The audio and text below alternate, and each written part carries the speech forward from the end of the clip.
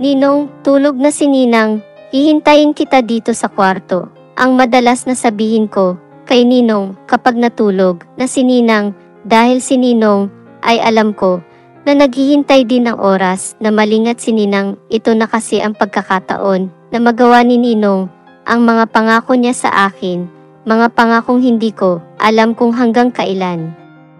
Ako rin naman ay hinihintay ko si Ninong na naging palaisipan sa akin kung bakit ganun si Ninong sa akin. Welcome sa Kwentong Masarap. Kung ikaw ay bago lamang na napadpad sa ating channel at nais mo ng ganitong mga content, huwag kalimutan mag-subscribe, mag-like at share ang ating mga videos. Maaari rin kayong mag-comment sa ating comment section. If meron naman kayong mga story na tulad nito, maaari ninyong isend sa ating email account na nakalagay sa ating description. Ngunit kung sa iyong palagay ay hindi nararapat sa iyo ang temang ito, huwag na lamang pong manood at scroll down na lamang. Maraming salamat. Ako si Laika, 24 years old. 2 anyos lang ako noon. Nagtumira ako sa bahay ni Ninong nang kunin nila ako sa probinsya namin para pag-aralin dito sa Maynila. 10 kasi kaming magkakapatid. At ang paggawa ng uling lang ang ikinabubuhay namin sa Samar. Sina Ninong lang ang may magandang buhay doon sa amin sa isla. Sila rin ang may magandang bahay at si tatay ay isa mga nag-aalalaga ng mga lupa. Kaya nang ipinanganak ako ay sina Ninang at Ninong ang nagpresenta na maging ninong ko. Kapag umuwi sila doon sa probinsya ay madalas ako ang ginagawa nilang katulong. Sinama rin nila ako sa pamamasyal nila, saka kapag kumain sa labas. Kaya naman, pagkatapos ko mag-graduate ng elementary, kinuha na nila ako para pag-aralin dito sa Maynila. Dito nga ako nag-aral hanggang katapos ng college, at iyon ay utang ko lahat kay Ninong. Lahat ng pangangailangan ko ay ibinigay ni Ninong sa akin, kaya naman bilang kapalit lang kanyang sakripisyo sa akin at mga gastos sa pag-aaral ko, ibinigay ko rin ang gusto niya at pangarap niya sa akin. Laika, mag-aral kang mabuti doon. Lagi mo susundin mo ang mga sinasabi ng ninang mo.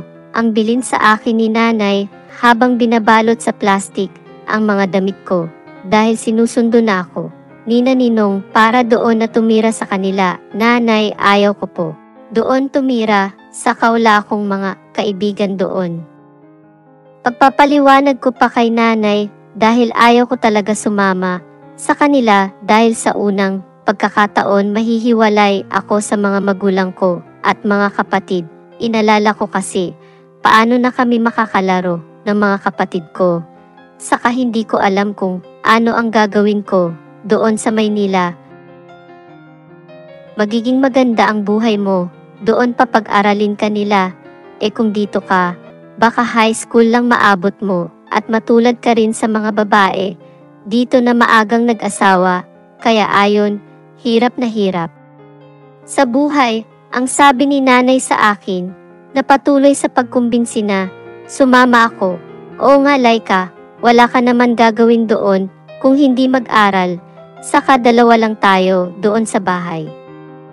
Ang 2 anak ko tapos na magsipag-aral at may mga trabaho na rin sa kasariling bahay. Si Ninong mo naman 1 beses sa 1 taon lang kung umuwi. Sabi naman ni Ninang sa akin, mabigat talaga ang mga paa ko noon sa pag-alis ko sa isla namin. Kaya lang nang nasa airport na kami, medyo natuwa ako na excite dahil yun din ang unang pagkakataon ko na sasakay ako ng eroplano at makita ang ganda na Maynila sa unang araw ko sa bahay ni Ninong. Hindi ko talaga alam ang gagawin. Ang mga gamit nila ay hindi ko alam kung paano gamitin, na kahit ang rice cooker ay hindi ko alam kung paano pipindutin, kaya malaki pag-adjust. Talaga ang ginawa ko, makalipas nga ng 1 linggo, umalis na ulit si Ninong para muling sumakay ng barko, at ilang buwan din ito bago umuwi. Laika, anong gusto mong pasalubong pag-uwi ko? Tanong Ninong sa akin habang nakaakbay ito sa akin. Alam mo naman, malalaki na si Sina ate mo, kaya wala na akong mapapasalubungan. Dagdag pa ni Ninong sa akin. Kahit ano po Ninong, sabi ko. naman, noon kasi medyo ilang pa ako kay Ninong dahil hindi ko pa alam ang ugali nito. Si Ninang lang ang medyo nakikita ko na ang ugali na medyo madamot saka kuripot sa pera. Hindi tulad ni Ninong kapag sa nandito sa Pilipinas, malaki ang ibinibigay na baon sa akin. Mabait din ang dalawang anak ni Ninong na babae at kasundo ko ito. Alam ko na kasi ang kanilang mga sekreto. Pareho kasi silang tomboy at iyon ay itinatago kina Ninong at Ninang, kaya naman humiwalay na ito ng tirahan dahil may kanya-kanya na itong kinakasama. Pero si ate, kapag nagpupunta at nagbibisita kay Ninang, pumupunta sa kwarto ko. Sila din ang nagturo sa akin ng gawain sa bahay na madali ko naman natutunan. Laika, ganito lang paggagamit ng washing machine. Open mo lang ang water, lagyan mo sabon at antayin mo na lang matapos. Ang sabi sa akin ni ate, sina ate rin ang nagturo sa akin kung paano gumamit ng makeup. Sayang ang ganda mo kung hindi ka marunong gumamit nito. Kahit walang makeup si Laika, may natural na ganda siya. Kulang lang siya sa tamang pananamit, dagdag pa ng bunsong anak ni Ninang. Totoo naman, hindi ko talaga alam kung paano ang tamang pagsuot, saka ang ipapares na damit at kulay. Laika, konting panahon na lang, dalaga ka na at mas maganda ka pa sa amin, saka ang puti mo, sigurado ako na hindi magtatagal ay maraming lalaki ang magkakandara pa sa'yo. Sabi pa ni ate sa akin, habang itinuro sa akin kung paano maglagay ng makeup sa aming kapatid raw. Kasi ay ako ang naiiba, kaya raw nang makita ako ni Ninong ay natuwa agad sila at plano na talaga nila akong kunin dahil na rin sa tulong ni na ate ay mabilis ako natuto sa mga gawaing bahay dahil kami lang ni Ninang naiiwan sa bahay. Doon ko rin nakilala ang ugali ni Ninang, selosa ito at bantay sarado. Si Ninong, kahit mga damit nito ay inaamoy pa na baka daw amoy babae. Si Ninong naman ay umuwi tuwing November at isang buwan itong magbabakasyon. Kapag nandito si Ninong na mamasyal kami, binibigyan din ako ng pera ni Ninong, saka binibilhan ng mga damit. Kaya naman, excited ako kapag uwi si Ninong, pero napapansin ko, si Ninang na kapag nandito si Ninong, iba ang mga tingin nito sa akin. Nagagalit ito kapag gumagastos si Ninong, lalo na sa mga kumpare ni Ninong na nag-aalok sa kanya na uminom.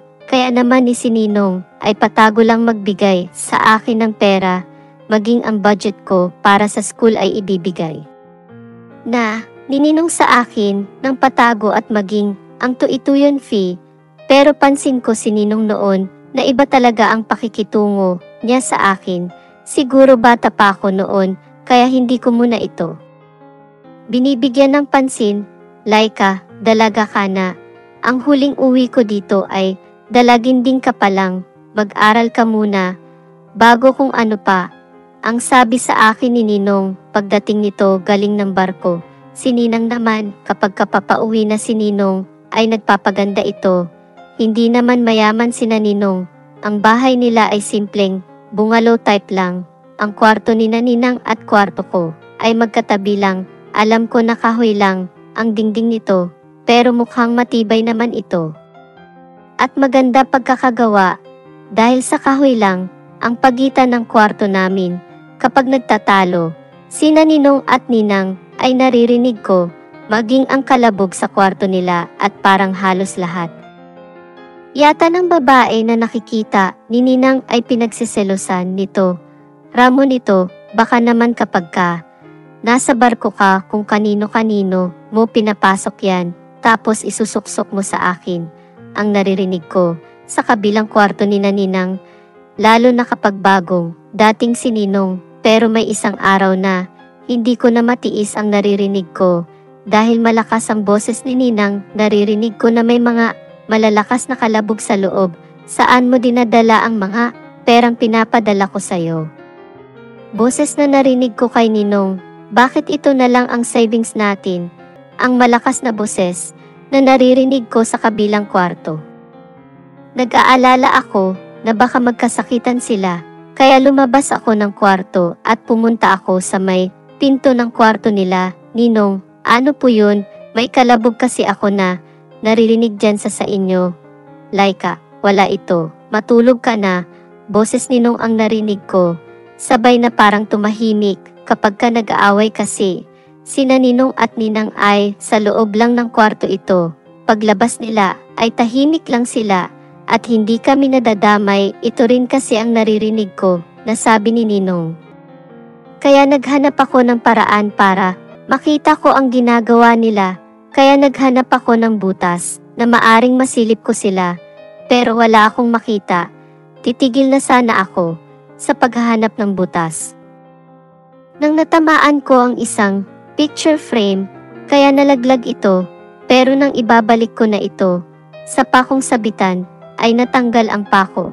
Doon ko napansin na may tagos pala ang butas nito hanggang kabila, kaya nasilip ko ang ibang parte ng kwarto ni Ninong, pero napakaliit lang nito, kaya para makita ko ang pag-aaway ni Ninang, nilakihan ko ang butas at sakto pala ito sa tapat ng kama ni Ninong, kaya kitang-kita ko si Ninong na nakatayo at si Ninang ay nakaupo sa kama na pinagsasabihan ni Ninong kung saan napupunta ang pera. Pero si Ninang ay nakita ko na hindi ito sumagot, pero ang ginawa nito ay niyakap si Ninong at tila ba niyaya niyang mahiga sila. Kaya lang itinutulak siya ni Ninong, pero desperado si Ninang, kaya nakita ko na lang na nagkadikit na ang labi ni Ninang kay Ninong at pinatay na nila ang ilaw, kaya ang mga sumunod na narinig ko ay yugyug na lang at mga mahinang boses na tila ba hinihingal ang mga ito. Dahil sa bata pa ako noon, hindi ko pa masyado naiintindihan ang ginagawa nila, kaya parang nagiging normal na sa akin ang lahat ng iyon. Laika, sa sunod na uwi ni Ninong mo sa November ay magbakasyon tayo doon sa summer. Nakita ko rin kina nanay na natutuwa ito sa akin. Nanay 3 taon na lang tapos na ako ng college. Pagkatapos ko, sila naman ang pag-aaralin ko. Sagot ko naman kay nanay, mabuti naman anak kung ganun, mabuti na lang talaga at pinag-aral ka ng ninong mo. Kaya malaki talaga ang utang na loob mo dyan sa kanila. Kaya naman kahit tapos ka na anak, ay huwag mo muna silang iwan doon. Alam mo na tumatanda na sila. Iyon di kasi ang inaalala ni ninong mo kapag graduate ka na daw, ay sila na lang doon. Dagdag pa ni nanay sa akin. Hindi nay, kahit nag-graduate na ako at may trabaho na ay doon pa rin ako sa kanila. Kung hindi nila ako papaalisin. Sabi ko kay nanay, Laika, 1 taon na lang si Ninong mo sa barko. Pagbalik niya, ay dito na siya maglalagi at sakto naman ay patapos ka na ng pag-aaral mo. Ang sabi sa akin ni Ninang ng balak na Ninong na mag-retired, sana Laika, dito ka pa rin. Alam mo naman na tumatanda na kami. Sina ate mo wala na tayong maasahan sa kanila. Sabi naman ni Ninong, kaya naman nang dumating ang araw na umuwi si Ninong at dala na niya ang mga gamit niya dahil wala na itong balak na bumalik sa barko. Natuwa rin ako dahil may mga pasalubong na naman ako kay Ninong. Laika, sukatin mo itong mga dala ko kung kasya sayo. May mga dala kasi itong iba't iba't klase damit. At hindi lang yun, mga pang sexy na damit ang bigay niya sa akin. Huwag mo na ipakita kay Ninang mo.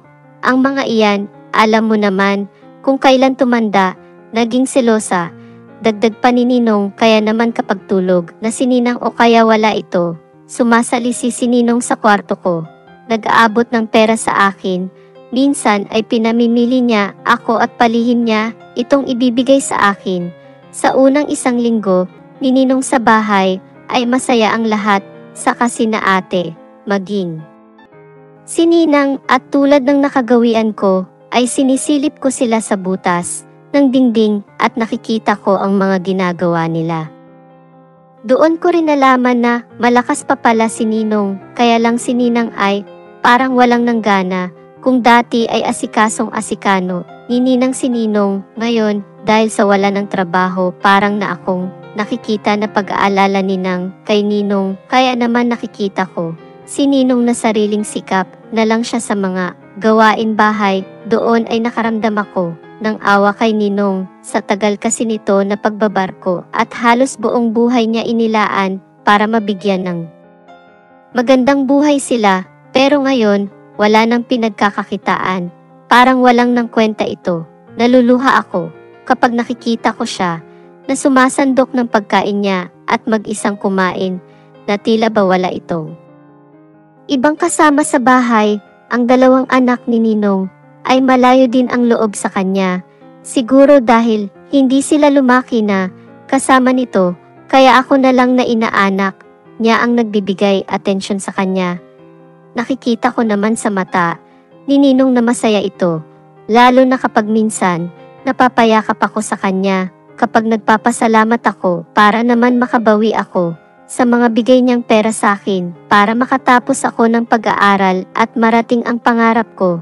Ako na mismo ang representa kay Ninong. Ninong, kapag may kailangan ka, nandito lang ako, katok ka na lang sa kwarto ko. Sabi ko kay Ninong kapag nakikita ko siya na parang stress at hindi mapakali. Salamat Laika, sabi ni Ninong na parang naluluha ito hanggang sa dumating nga ang pinakaaasam ko, ang matapos ako ng aking pag-aaral. Nagtapos ako bilang cum laude at masayang masaya si nanay sa probinsya nang ibalita ko ito. Pero ang isa sa pinakamasaya ay si Ninong dahil siya ang tumayong ama sa araw ng graduation ko at nakikita ko sa mga mata niya ang tuwa at saya. Sa unang pagkakataon ay naramdaman ko ang napakahigpit na yakap ni Ninong sa akin at ng araw din ng graduation ko ay meron palang sorpresa sa akin si Ninong na ikinagulat ko. Anak, graduated ka na at sigurado na ako na magkakaroon ka ng magandang kinabukasan, sabi ni Ninong sa akin habang nakayakap ito sa akin. Lalo pa akong naluha sa isa pang sorpresa ang aking natanggap sa araw din na iyon dahil nandoon si nanay sa graduation ko. Pero ang isa sa pinagtaka ko, bakit ako tinawag na anak ni Ninong? Anak Laika, tama ang ninong mo, anak ka niya, anak ka namin, sabi ni nanay habang nakatingin sa mga mata ko. Ako naman, matulala sa aking narinig, kaya pala iba ang itsura ko sa mga kapatid ko, saka iba ang trato sa akin ni tatay at malayo rin ang loob sa akin ni Ninang dahil meron pala silang itinatagong lihim sa akin. Doon ko na napagtagpi-tagpi ang lahat. Dati pa lang, tumira si nanay sa bahay ni Ninong noon para maging kasambahay, pero nagkaroon ng relasyon si Ninong at si nanay, kaya ako ang naging bunga. Nang umuwi si nanay sa Samar ay nag-usap-usap sila dahil pinatawad ni tatay si nanay kahit na nabuntis ito ni Ninong, kaya muli silang nagsama. Masaya ako sa natuklasan ko, pero sana sinabi nila nang mas maaga sa akin para naman nakabawi ako ng husto kay Ninong. Kung nalaman ko lang, sana noon pa, sana ipinadama ko kay Ninong ang pagmamahal ng isang anak at hindi kung kailan matanda na sila at ilang panahon na lang ang natitira sa kanyang buhay. Salamat po, Ninong, salamat po Papa. Sabay halik ko sa noo ni Ninong habang nakaratay ito sa higaan dahil sa sakit at ipinangako ko sa aking sarili na hanggang huling sandali niya sisiguraduhin ko na mananatili ako sa tabi ni Ninong, ang aking ama.